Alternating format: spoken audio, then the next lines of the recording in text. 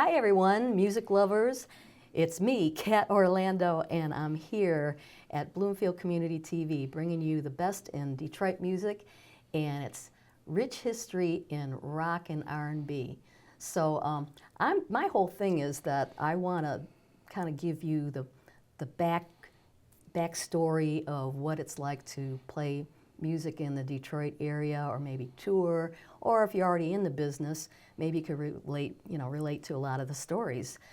We have rock, R&B, and Motown in Detroit. So my guest today is drummer R.J. Spangler, and he has been on the Detroit music scene for many years, previously with the legendary Detroit horn powerhouse band, the Sun Messengers, and they won the Detroit Music Award back in 1982, so that's going back a little ways. And R.J. also toured with guitar master Johnny Bassett and the Drifters and Larry McRae and Martha Reeves, and his jazz gigs include James Carter, Marcus Belgrave. So everybody, welcome R.J. Spangler. Hey, R.J. Hi, Kat. Nice to see you again. You too. Been too long. It has been, hasn't it? Yeah. You know, we all get so busy, you know, Yeah, so yeah. Thanks for coming on. Chasing here. the music. That's right, that's right. So let me share with everybody that when I first met you, that was with the Sun Messengers back in, when I returned to Detroit and way back in 1988. So Yeah. I'd like to start there.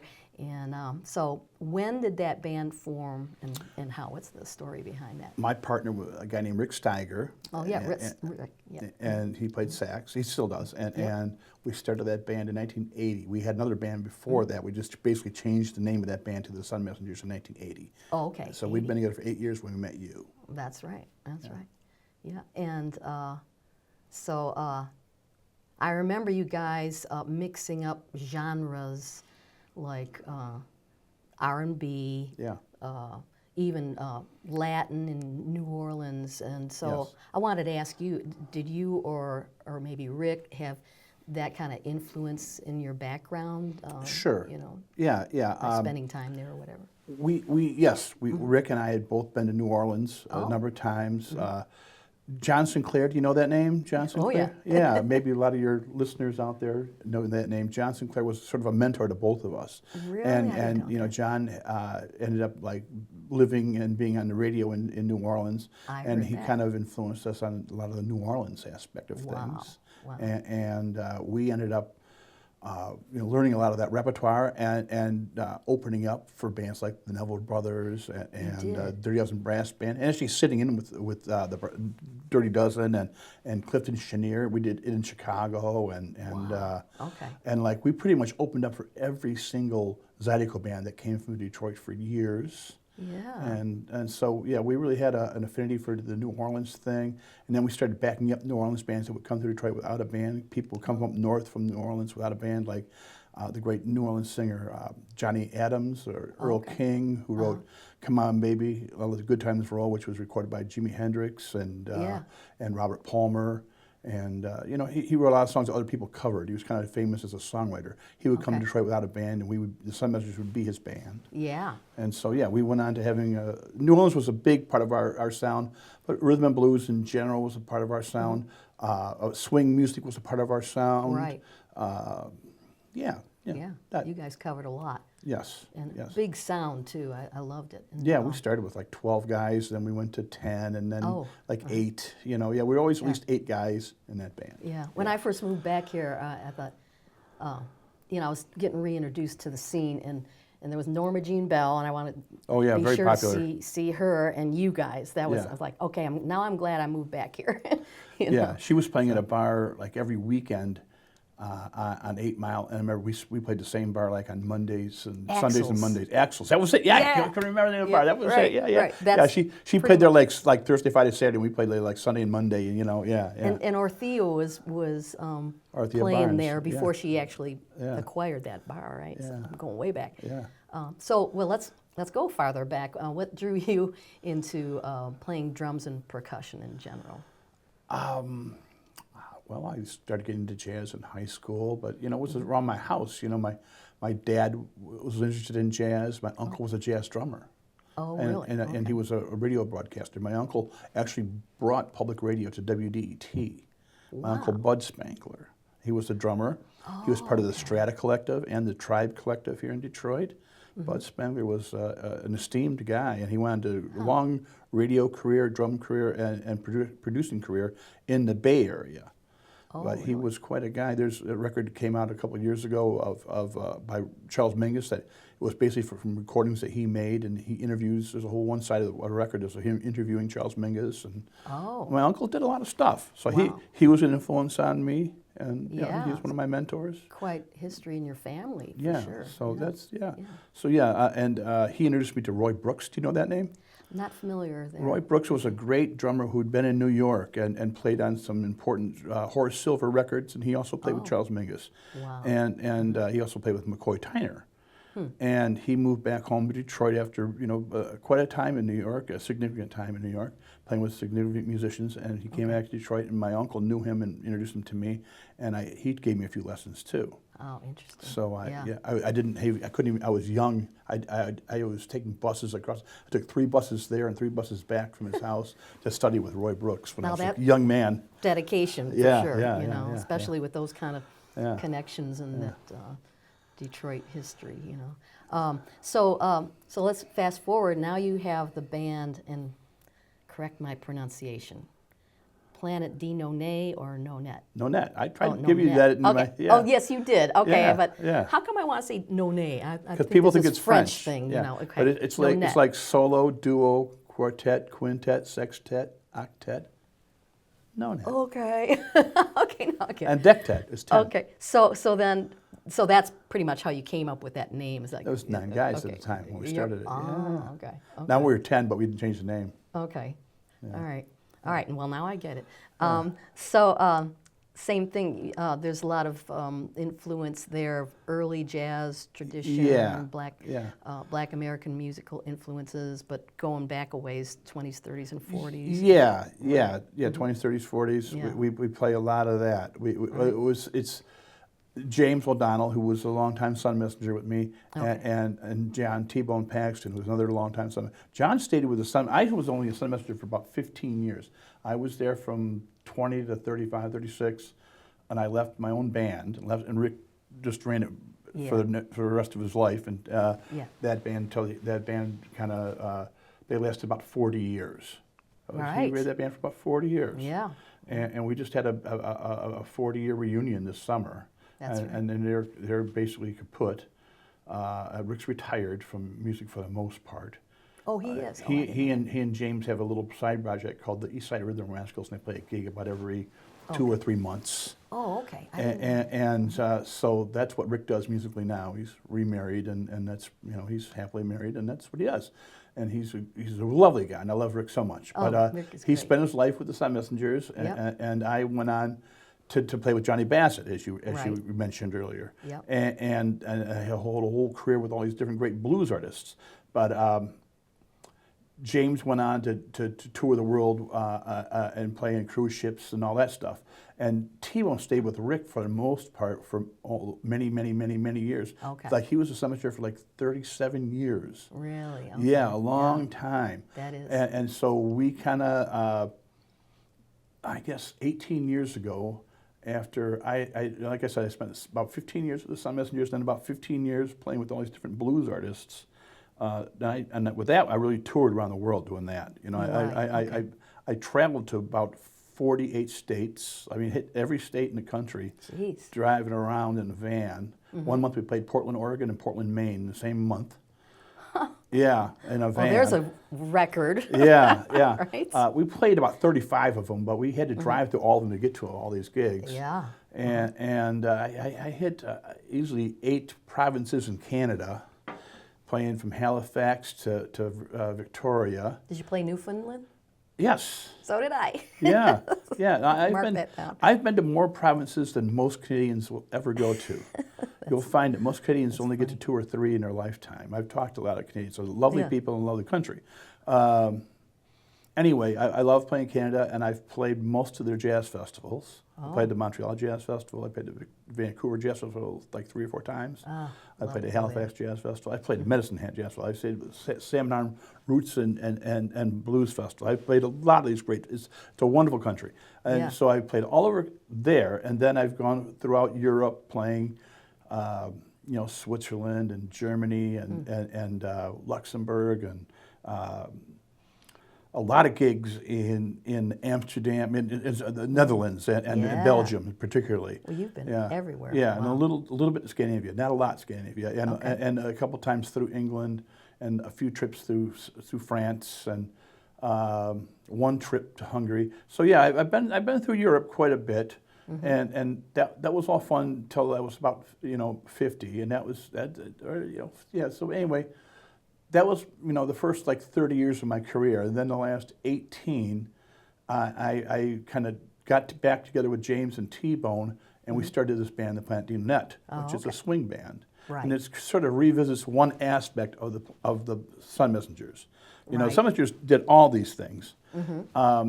And I put together the Planet D Nonet and just kind of focused on one aspect of that band, and we've done it to death. I mean, we really put a laser focus on a lot of these things that we did in the Sun Messengers, and we really put a fine focus on swing music. So we've done like Duke Ellington. We can do all Duke's, a whole repertoire of Duke at the Cotton Club. Like we can do a whole concert of just that music. We can do. We have 2 full CDs of us doing Duke's music from 1956 to 1972 when he died. Wow, yeah. We have 2, and then we have a whole CD we recorded that was considered for a Grammy nomination of Strayhorn music. Really? Yes, and we have like 11 Detroit Music Awards from the Planet D Nonet. So. Right. Yeah, and let me think.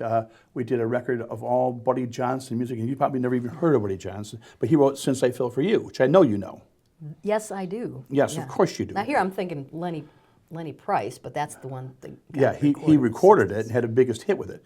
Gotcha. But the Not guy Lenny who Price. Lenny. Yeah, you're right, but it's Lenny. It was Lenny Price. Is it? I'm Anyway, thinking the sax player. one of your listeners. Got to look it up. Yeah. Anyway. Lenny somebody. Yeah. It's always a white guy that has a bigger hit with the black artist song. True. Right. Anyway. Yeah. This is the guy who wrote it, and his sister sang it. Ella had the first, significant recording of "Since I Fell for You." Also, he wrote "Darling, Please Save Your Love for Me," which was a hit for Nancy Wilson. And his sister sang that before her too. Yeah. So he had some, and he also did "All Right, Okay, You Win," which he did that before Joe Williams did it too. That was in his band. And a lot of great musicians came out of his group, guys that later played with Ellington and so forth. And he was a very popular band at what they call the Chitlin Circuit. Okay. So we did we have a whole live record of his music that we recorded, and we have a record of all Louis Jordan music that we did. Right. And well, I've been seeing all those things on your website. So do you think you've been putting out like 1 CD a year or more than that? 2, about 2 a year. Some years more, but usually 2. Very productive, cranking. Prolific. Yeah. All right. Try to keep busy. Yeah. Life is here. We should grab it. Get it. Just keep. Yeah. Keep that. I'm a producer. Flow. My uncle was a producer, and I'm a producer. Yeah. Right. I learned from. I've one of those records we made with Johnny Bassett. We recorded down in Memphis at a famous studio that was run by a guy named Willie Mitchell. Willie Mitchell discovered, developed, and produced Al Green. Really? And we had the engineer that produced that engineered all of Al Green's records. Wow. Engineered this record with us, and we were brought to the studio by the producer Ron Levy. Ron Levy produced all kinds of people, all kinds of famous blues artists. Okay. And he took us down to the studio in Memphis. We made a record for Johnny Bassett called Cadillac Blues, which sold about 25,000 records, which is a good hit for a blues guy, you know? Yeah. We did real well. When I was making all those blues albums, I was there when the record business was still somewhat of a business. You could go out on tour and sell records on tour. Right. You were still selling records. I remember one record, I played a lot of gigs with Alberta Adams, the queen of the blues in Detroit. She was a dear lady. Right. And she did a spot that made it onto Weekend Edition on NPR. Okay. And after that, she'd sold 10,000 records. Wow. Well, you've helped the career of Yeah. a lot of those artists for sure. Yeah, that was one of my things, was Yeah. kind of reinvigorating the career of a lot of great black artists in Detroit who had been, you know, like Joe Weaver, who one of Johnny Bassett's, you know, buddies. They were high school friends and they had a band together out of high school.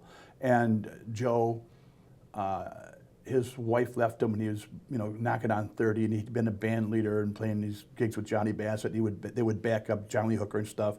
And Joe's wife left him. He had 3 daughters, so he went and got a job at Ford, and he Really? worked there for 30 years. And he retired at 60. And he says, Jay, I want to do what you want to do for me, what you did for Johnny Bassett. So I said, okay. Okay. And I took him out, and I took him to Europe. At least 2 times, maybe 3. I mean, he played the San Francisco Blues Festival. You know, Yeah. I took Joe Weaver out. You know, he was Yeah. just the loveliest man. We had so much fun together, and we had so much fun. He was the greatest guy.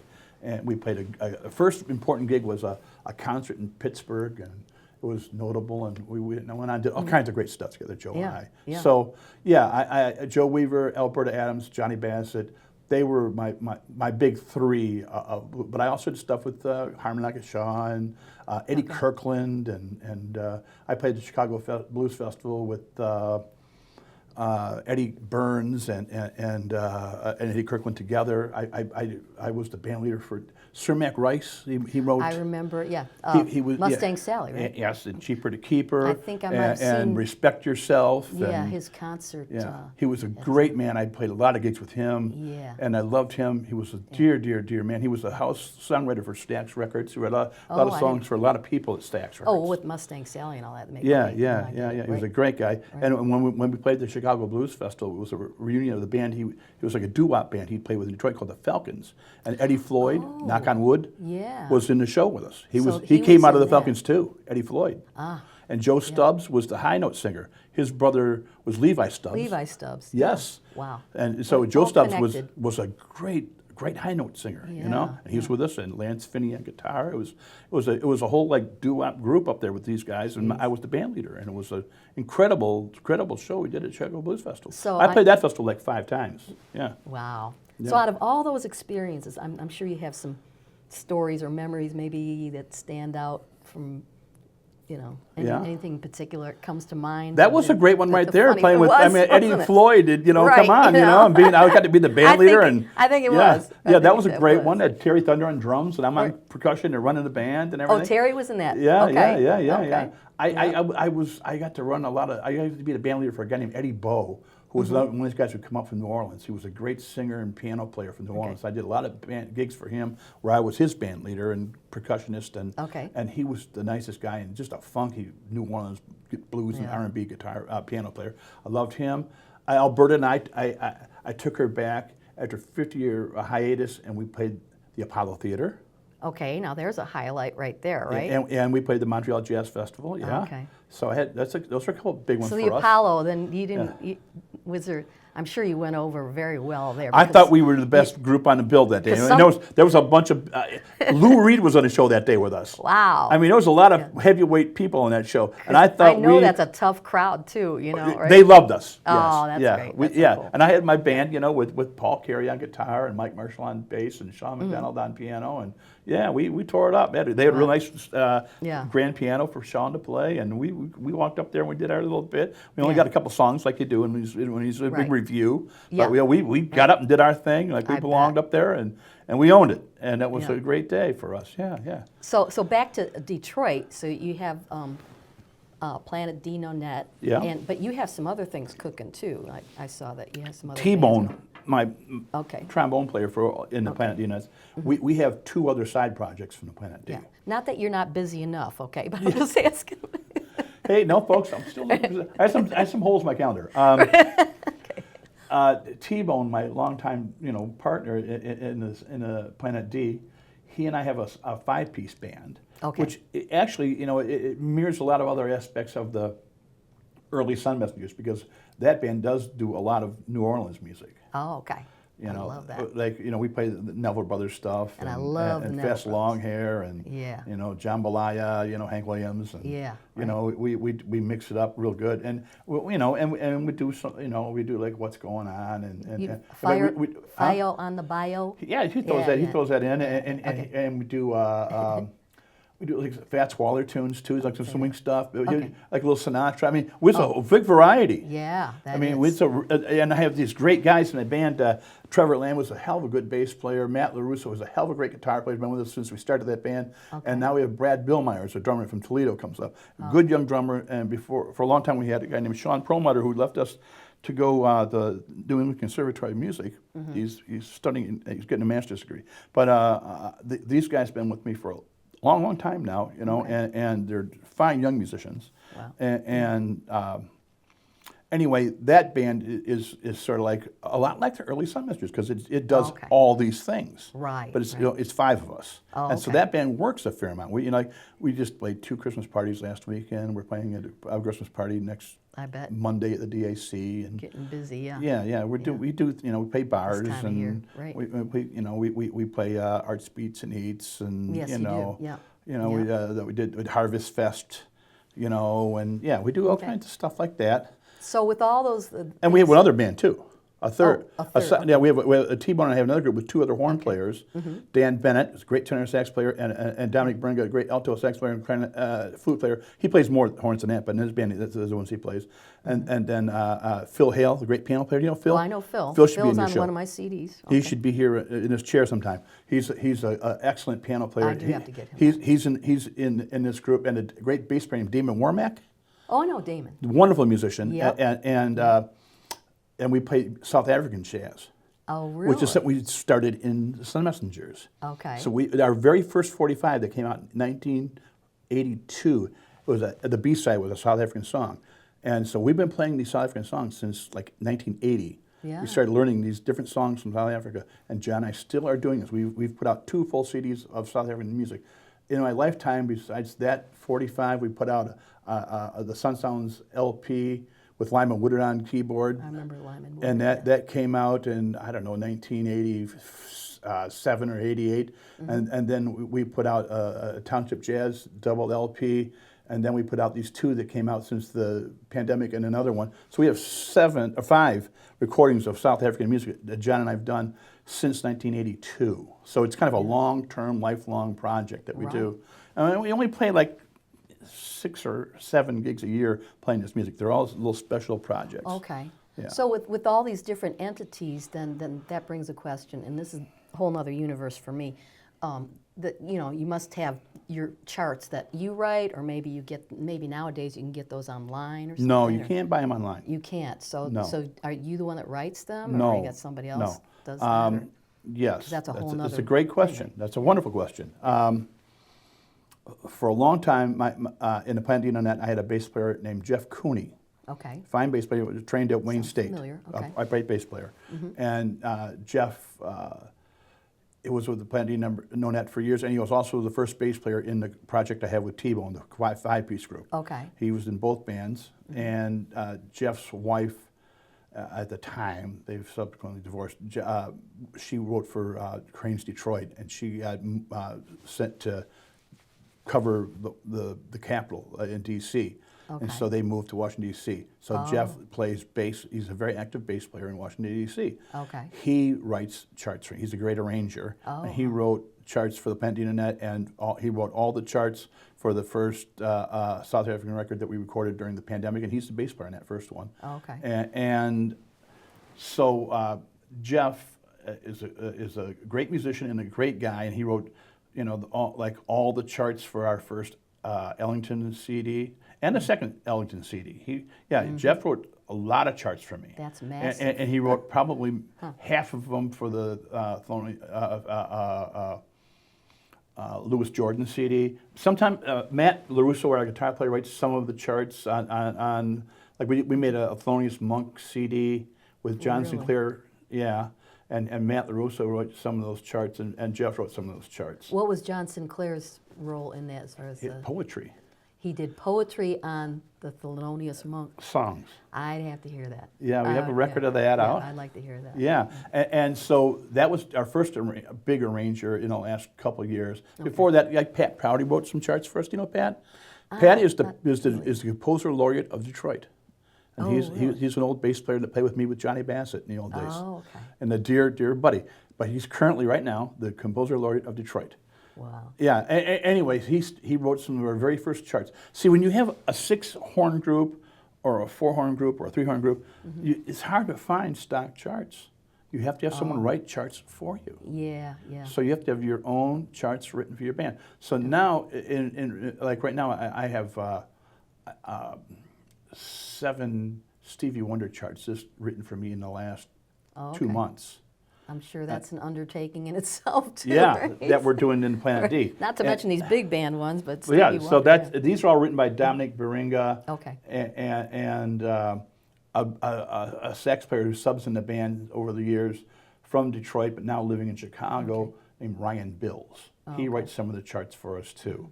And they're both very good arrangers. Yeah. So, RJ, with all these experiences, we're kind of starting to run out of time here because we could be that's fine. talking for But a while. we've covered it all. I think we did cover a lot. Yeah. So, with all that in mind, is there? Do you have any special shows that you want to maybe put out there? I'm playing next 2 Sundays at the Caju Cafe on the east side of Caju, Detroit. yep. This Sunday I'm playing kind of a Hammond organ jazz. People, I don't know if you know about Hammond or B3 organs, but it's like you see them in the Black Church, and you see Greg Allman playing the Hammond B3 or Hammond, the Rationals, the Hammond B3. Yes. It's a great organ. You know, the big wooden box. yeah.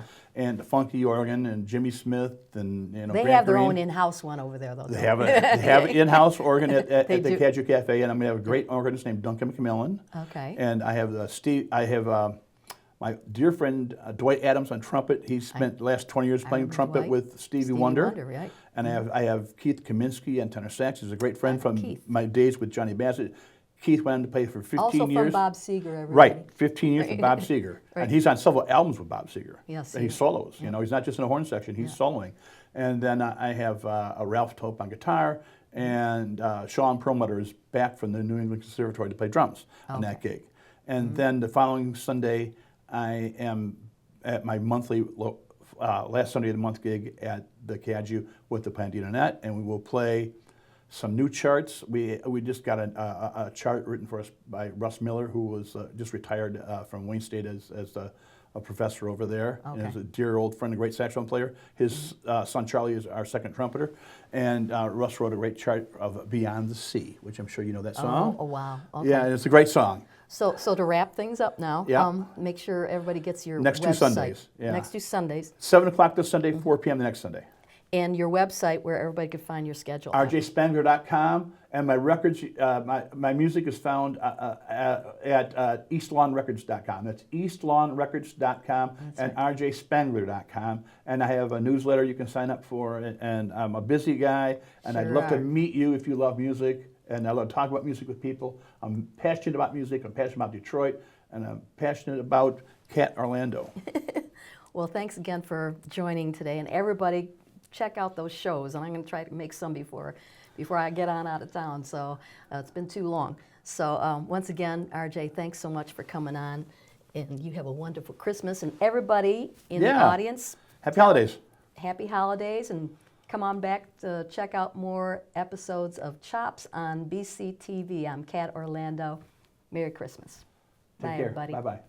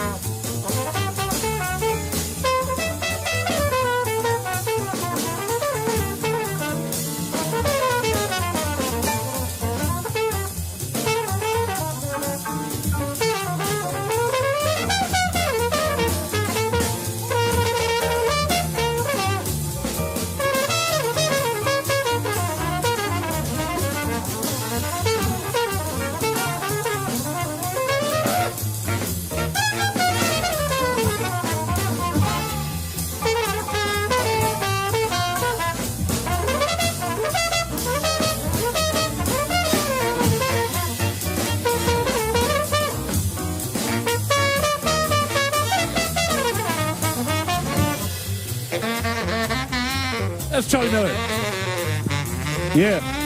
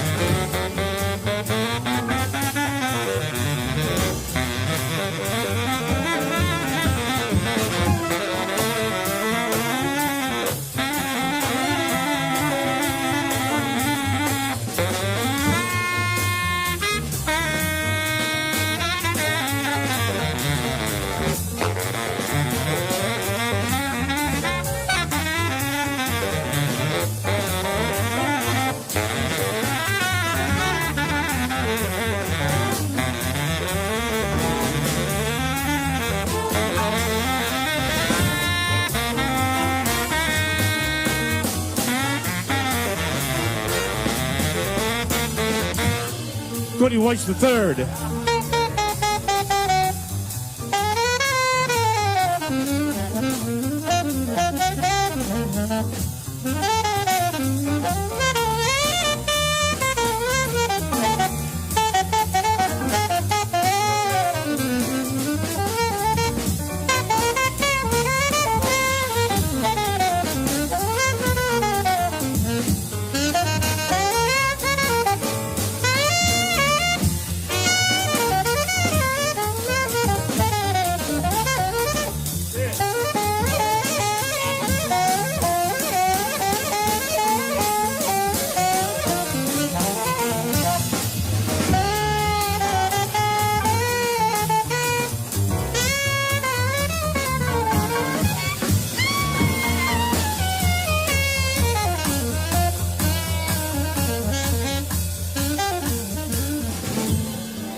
Alex Callista.